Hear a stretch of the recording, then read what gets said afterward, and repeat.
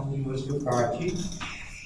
And thank you all, Dr. Mariam, for inviting me to just discuss how DNA sequencing works. So basically this is an informal presentation, not a formal one, and we can discuss a lot. So I think people here in the Center of Molecular Biology are already working in very excellently in the molecular biology. So I think we do not need any introduction on any of this technique right now, or very few people are well aware of these things. So, because this is a practical session training workshop, so my focus will be on practical aspects of how DNA sequencing works. So, basically, what is the difference between first generation, second, and third generation is the number of DNA sequencing data that we generate in one sequencing run, right? So, I always emphasize on one enzyme, DNA polymerase. This man who was awarded the Nobel Prize, who discovered it. So, just one enzyme and a lot of molecular biology involved. So, just a brief background.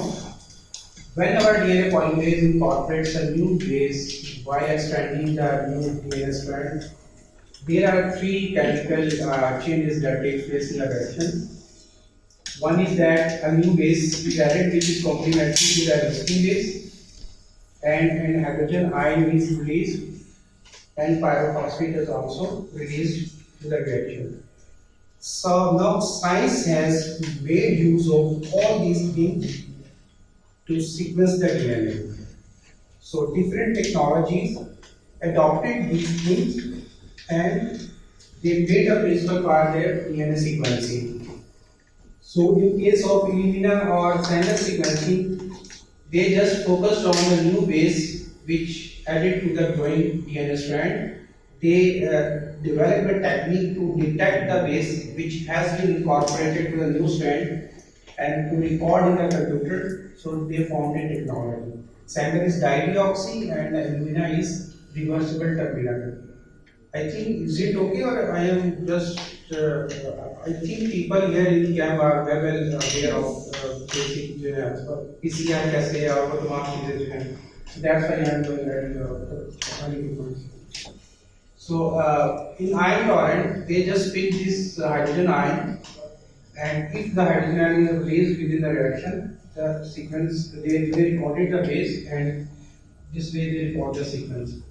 And in Roche, they just focused on the pyrophosphate molecule.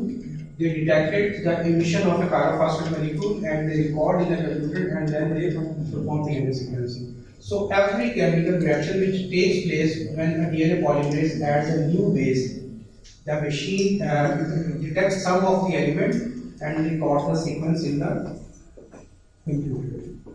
So these were the boys who developed standard sequencing.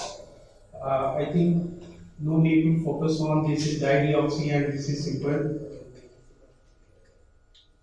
This is the basic principle of standard sequencing. What happens in standard? This is a genomic DNA, and we just amplify one portion of genomic DNA into millions of fragments. What is the characteristics of this amplified DNA?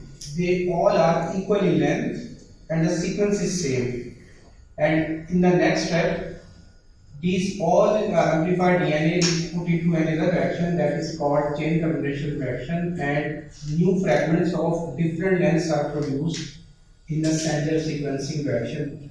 And then in the next step, these new strands are separated on a capillary electrophoresis. So in next step, these fragments of different nucleotide lengths are separated in a capillary electrophoresis, and as a result, we get sequence in the form of these peaks and DNA sequence. So this was the electrophoresis gel which was produced by Sanger in 1977, and he was awarded with the Nobel Prize. So these are all the machines of Sanger sequencing. These are the nucleotide sequences in the form of electrophoresis. Now, the era of next generation starts. This was just a brief background of sequencing. So how next generation is different from traditional standard sequencing? So in standard sequencing, we perform only a small fragment of DNA, maybe of 700, 800 or 1000 base pair. Even now machines claim that they can sequence up to 2000 base pair, maybe more. At a time, only one portion of DNA can be sequenced in one reaction, but in NGS, millions of DNA fragments can be sequenced in one reaction. So how this is possible? Basically, there are flow cells. So this is a real flow cell that we have used in our lab. So what is there? There is a glass plate, and here are small oligos. These are approximately 20 to 25 nucleotides long. So we generate a lot of copies of our input DNA. Our input DNA attaches with these oligos, and the sequencing takes place simultaneously at millions of magnitude than the standard sequencing. So these are basic practical aspects how NGS works. The first step is DNA isolation. The second step is there is sample preparation, which is usually termed as library preparation, and then sequencing in a machine, that is any machine, maybe you mean a Oxford Nanopore and or anything, and then a bioinformatics analysis.